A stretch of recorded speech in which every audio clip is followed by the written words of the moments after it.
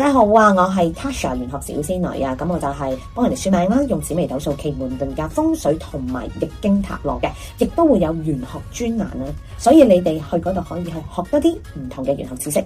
咁2026年咧，大家都知道啦，呢一個嘅赤馬紅羊劫啦，其實啦，我想講一講啦，赤馬紅羊劫其實係就係講2026同2027嘅，但係好多時都話啦，係咪會好亂？係會亂，但係反而2027年會亂過2026年。你話打仗多唔多咧？係會有嘅。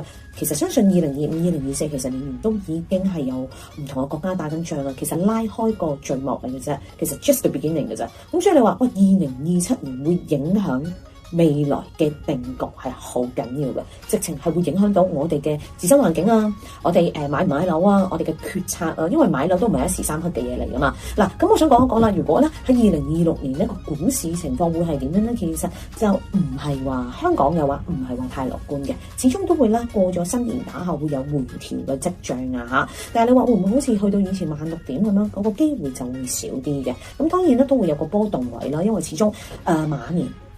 最主宰都係講緊火，火係代表咩啊？可能一啲 IT 啊、科技啊、AI 啊、虛擬貨幣嘅嘢會比較領先好多㗎，因為始終咧2026年咧1號仔即係代表水區入咗呢個中宮受困啦，同埋咧亦都係代表股票受困住咗，所以你話嗰個發揮潛力係咪好大，或者係投資上面係咪好大咧？咁樣你哋就要自己去留意參考啦嚇。我就只不過用翻呢個術數嘅説法嚟講嘅啫，呢個唔係俾你哋話要去投資㗎嚇。係啦，咁樓價呢一樣嘢咧，好多人都會關心啊，哇會唔會去翻以前土運咁旺啊？咁就未必啦，係啊，因為咧只會越嚟越多 slasher 會出現啦，旅居嘅情況會越嚟越多，即係走嚟走去啊咁樣，所以佢哋嗰個需求性啦，或者個歸屬感係冇咁大嘅，相比起以前嗰一代，咁所以你話嗰個需求性冇咁大啦，咁當然嗰個樓價就會跌咗。所以你哋如果真係諗住係貨結婚嘅自用嘅話，咁你咪自己去考慮咯。但係你話去到投資好似以前咁樣炒賣咁啦，